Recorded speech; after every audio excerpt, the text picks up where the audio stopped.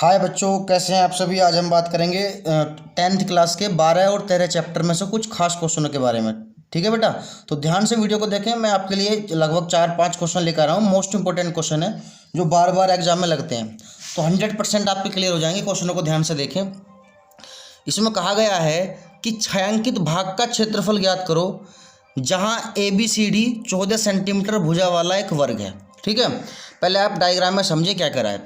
ये कह रहा है ये ABCD एक वर्ग है जिसकी भुजा जो है 14 सेंटीमीटर है। ठीक है बेटा, 14 सेंटीमीटर जो है वो यहाँ से और यहाँ तक ये टोटल है। ठीक है, तो ये कह रहा है इस वर्ग के अंदर जो है, अब आप देखें 4 वृत्त हैं, 1 2 3 4। अब आपको क्या करना है, ये जो इस तरह से मैं निशान बना रखे हैं, ये जो निशान बने हैं चारों तरफ, इसका क्षेत्रफल बताना है हमें वृत्तों से अलग जो बचा। तो आपको क्या करना है, सबसे पहले आप वर्ग का क्षेत्रफल निकालें जो आपका पूरा वर्ग दे रखा है। ठीक है बेटा, वर्ग का क्षेत्रफल निकालने के बाद आपको क्या करना है, चारों वृत्त का क्षेत्रफल उसमें से आपको माइनस करना है। ठीक है, और आपका आंसर बिल्कुल आ जाएगा। तो आप क्या करें, सबसे पहले आप पहले वर्ग का क्षेत्रफल निकाल लें। ठीक है, तो यहाँ लिखेंगे हम वर्ग का क्षेत्रफल, वर्ग का क्षेत्रफल। तो वर्ग की बेटा भुजा कितनी है, 14 सेंटीमीटर है, और हमें पता है वर्ग का क्षेत्रफल जो होता है वो भुजा का स्क्वायर होता है, यानी कि हम 14 का ही स्क्वायर करेंगे।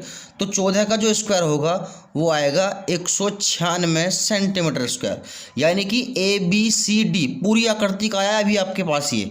तो आप क्या करें, चारों वृत्तों का क्षेत्रफल निकाल के उसे वर्ग के में से माइनस कर दें, बिल्कुल आपका आंसर मिल जाएगा आपको। तो यहाँ लिखेंगे 4 गुना वृत्त का क्षेत्रफल। 4 से मैंने गुना इसलिए करी है, एक वृत्त के में आप 4 से गुना कर लें तो चारों का निकल कर जाएगा बेटा। तो यहाँ लिखे हम 4 गुना पाई आर स्क्वायर। देखो वृत्त का क्षेत्रफल होता है पाई आर स्क्वायर, 4 से गुना करनी है हमें। तो 4 गुना पाई का मान कितना होगा, 22/7। अब वृत्त की त्रिज्या, तो यदि आप ध्यान से देखें यहाँ से यहाँ तक टोटल जो है ये 14 है, तो आधी कितनी होगी, 7 होगी।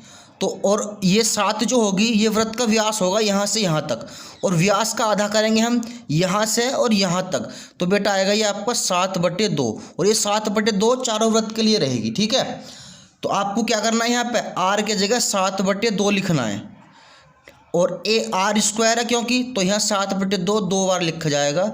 7 से 7 कैंसिल, 2 दूनी 4, और 4 से आपका 4 कैंसिल, तो आपका बचा 22×7 154। बस हो गया क्वेश्चन आपका, ये समझ लो। तो आपको बताना है छायांकित भाग का क्षेत्रफल, कौन से का, छायांकित का। तो आप क्या करें बेटा, पूरे वर्ग का आपका कितना आया था, टोटल वर्ग का आया आपका 196, और 4 जो इसके अंदर वृत्त हैं उनका कितना है आपका 154। आप इसको माइनस कर दें, तो 196 से आप जब 154 को माइनस करेंगे तो आपका आ जाएगा 42 सेंटीमीटर स्क्वायर। यही आपका आंसर है, बिल्कुल सिंपल तरीका है। ध्यान से क्वेश्चनों को देख लेना, 100% ये आपका एग्जाम में लगभग पूछे ही जाते हैं, बार बार यही क्वेश्चन आपके आते हैं।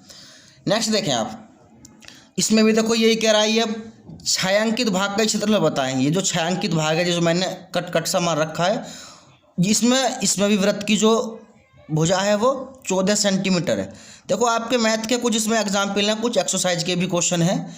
तो इसमें से आपको क्या करना है, इसमें भी आपको पहले वर्ग का क्षेत्रफल निकालना है। उसके बाद देखें आप, आधा वृत्त आपका यहाँ है और आधा वृत्त आपका यहाँ है, तो दोनों को मिलाकर बेटा एक वृत्त बन जाएगा। तो आप एक वृत्त का ही क्षेत्रफल निकाल लें इसमें। तो आप क्या करें, पहले लगाएं वर्ग का क्षेत्रफल, वर्ग का क्षेत्रफल।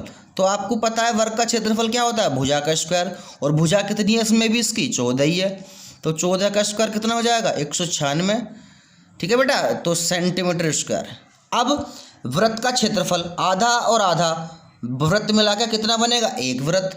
तो आप यहाँ लिखें वृत्त का क्षेत्रफल, वृत्त का क्षेत्रफल। तो यहाँ लगाएं पाई आर स्क्वायर, क्या होता है pi R square, pi R square. तो पाई की वैल्यू रखें आप 22/7, और आर आधा, ध्यान रखना आधा कितना हो जाएगा, 14 का आधा 7, कितना हो जाएगा 7, और वो 7 ही क्या होगी इस वृत्त की त्रिज्या। तो 7 को 2 बार लिखें क्योंकि 7 पे स्क्वायर है, 7 से 7 कट गया, और 22×7 154। ये आ गया आपका वृत्त का क्षेत्रफल, यानी कि दोनों को मिला के आया आपका। तो आपको किसका बताना है, छायांकित भाग का। किसका बताना है? छायांकित भाग का। तो बेटा आंसर आ गया बिल्कुल आपके सामने। 196 इसका टोटल है और 154 को आप माइनस कर दें, सेम टू सेम उसी की तरह आंसर आया इसका भी बिल्कुल। कितना है? 42 सेंटीमीटर स्क्वायर। लेकिन क्वेश्चन बहुत इंपॉर्टेंट है, ध्यान रखना, एग्जाम में काफ़ी बार पूछा गया ये क्वेश्चन और 100% एग्जाम में आते हैं। तो बिल्कुल सिंपल तरीके से मैं आपको बता रहा हूँ। नेक्स्ट क्वेश्चन देखें अब अपना, ठीक है। चलो, ये करा है व्यास 7 सेंटीमीटर वाले 20 मीटर गहरा एक कुआं है, खोदा जाता है और खोदे से निकाली गई मिट्टी उसके चारों ओर ही फैला दी जाती है, जिसकी मिट्टी का क्षेत्रफल यह है 22/4। तो करा है चबूतरा बनाया गया है, चबूतरे की ऊंचाई बताएं। आप एक बात बताएं मुझे, एक कुआं है तो कुआं जो होगा वो बेलन की आकृति का होगा। पहले तो बात ये, किसकी आकृति का होगा? बेलन की आकृति का। ये कुछ इस तरह से होगा बेटा कुआं, ठीक है। अब आप एक बात बताएं मुझे, इसकी गहराई जो है ये 20 मीटर है और 20 मीटर जो होगी इसकी ऊंचाई होगी, और व्यास कितना है? 7। व्यास कितना है? 7। तो इसकी त्रिज्या कितनी हो जाएगी बेटा? 7/2।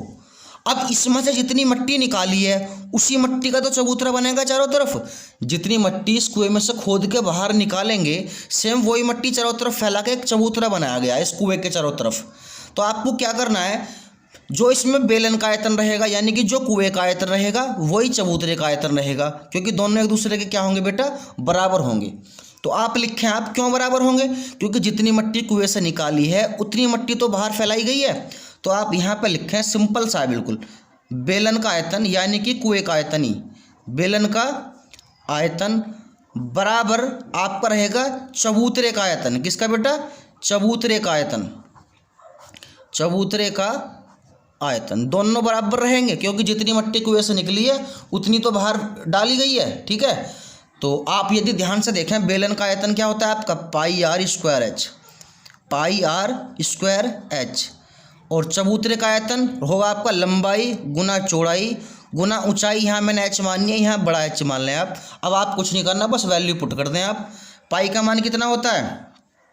22/7। आर कितना है इसमें? 7/2। आर का स्क्वायर है तो आर की वैल्यू को 2 बार लिख लें आप, इंटू एच कितना है बेटा? 20 बराबर लंबाई चौड़ाई इसकी दी है 22 और 14, तो एल की जगह 22 और बी की जगह कितना? 14 इंटू एच आपको निकालना है, ठीक है। तो यदि आप देखें 7 से 7 आपका यहाँ पे क्या होता है? कैंसिल होता है। और 2 से आपका ये भी कट रहा है, देखो 2 एकम 2, 2 एकम 2 ये, और 2 से ये भी कट रहा है आपका, है 2 से यदि आप देखें तो 2 धाम 20, ये भी कैंसिल हो गया। तो आपका यहाँ पे कितना बचा कुल मिला के? आपका बचा बेटा यहाँ पे 11। 7 से 7 तो कैंसिल हो गया आपका, और 1 7 बचा आपका, ठीक है। और एक क्या बचा? 10। 22 और 14 को आप इसके बटे में ले आएँ, 22 और 14 बराबर। इस एच को यहीं रहने दें क्योंकि इसका हमें मान निकालना है। आप देख लें कौन कौन सी वैल्यू कट रही हैं। तो आप देखें 7 दूनी 14 ये भी कट रहा है, और 11 दूनी 22 ये भी कट रहा है। तो आपका कितना है बेटा? इधर को देख लें आप, h की वैल्यू कितनी आई आपकी? 10/4। और जब आप 10 को 4 से डिवाइड करेंगे तो आपका कितना आएगा? 2.5। लो जी, हो गया। ये इसका आंसर है, बिल्कुल सिंपल है, ठीक है। चलो नेक्स्ट क्वेश्चन देखें आप, ये क्वेश्चन, ठीक है। तो देखें इस क्वेश्चन में क्या करना है। देखो, दवा का एक कैप्सूल एक बेलन के आकार का है। ये एक बेलन के आकार का कैप्सूल है जिसके दोनों सिरे पर अर्धगोला लगा है, ठीक है बेटा। इधर भी एक अर्धगोला लगा है, इधर भी एक अर्धगोला लगा है।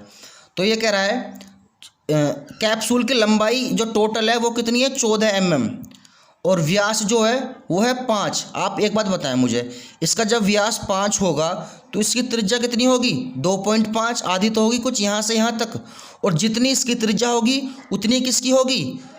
अर्धगोले की त्रिज्या होगी। तो मेरा कहने का मतलब ये है, आपका एक अर्धगोला ये, एक अर्धगोला ये, तो पूरा मिलकर क्या बना आपका? एक गोला बना। पूरा मिलकर क्या बना? एक गोला। तो आप क्या करें इसमें, आपको सबसे पहले क्या करना है, इसमें आपको क्या करना है, जो कैप्सूल का क्षेत्रफल रहेगा आपको इस कैप्सूल का क्या निकालना है? क्षेत्रफल निकालना है। तो यहाँ लिखें आप कैप्सूल का क्षेत्रफल। तो बेटे देखो क्या करना पड़ेगा आपको, कैप्सूल का क्षेत्रफल निकालने के लिए आपको क्या करना है? बिल्कुल सिंपल है, क्वेश्चन में कुछ नहीं है, ध्यान से देख लें बस। तो कैप्सूल का क्षेत्रफल निकालना है। एक बेलन है इसमें, तो बेलन का जुड़ेगा एक तो 2πr/h। उसके बाद आधा गोला इसमें यहाँ पे जुड़ा है और आधा गोला यहाँ पे जुड़ा है, तो मिलकर हो जाएगा एक गोला, और गोले का क्षेत्रफल होता है 4πr²। अब आप यहाँ पे मान रख दें 2, अभी पाई रहने दें फिलहाल, 2π इंटू, तो अब देखें r की वैल्यू 2.5 रहेगी त्रिज्या, और ऊंचाई कितनी होगी इसकी, यहाँ से यहाँ तक इसकी 9 mm हो जाएगी, क्योंकि 2.5 ये और 2.5 ये, 5 14 में से 5 घटेगा, तो आपका यहाँ से यहाँ तक जो आएगी वो आएगी 9 प्लस 4π। r की वैल्यू भी आपकी बेटा वही लेनी है 2.5 गोले के लिए भी, इसका स्क्वायर, ठीक है। अब आपको क्या करना है, इसमें सोल्व करना है, कुछ नहीं है, बिल्कुल सिंपल है। 25 दूनी 50, या पॉइंट है तो 5 हो जाएगा, ठीक है।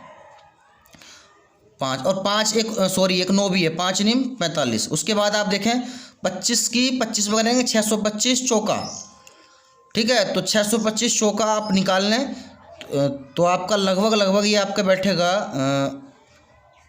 25π। कितना बैठेगा, 25π। जब इसे आप सोल्व करेंगे 25 में 625 में 4 की गुना करेंगे तो आपका 25 मिलेगा आपको। तो 45 और 25 कितना हो जाएगा बेटा आपका 70π। 70π की वैल्यू कितनी होती है 22/7। 7 से आप काट दें, 7 धाम 70, और 22 में 10 की कर लें 220, तो 220 सेंटीमीटर स्क्वायर, mm², कितना mm² हो गया। बताओ क्या है इस क्वेश्चन में, बिल्कुल सिंपल क्वेश्चन है और बिल्कुल सिंपल वे में आपको करना है। और ध्यान रखना क्वेश्चन ये ऐसे ही नहीं है, बार बार एग्जाम में पूछे गए और इंपॉर्टेंट क्वेश्चन है, ठीक है। तो ध्यान से क्वेश्चनों को नोट कर लें, जरूरी ना।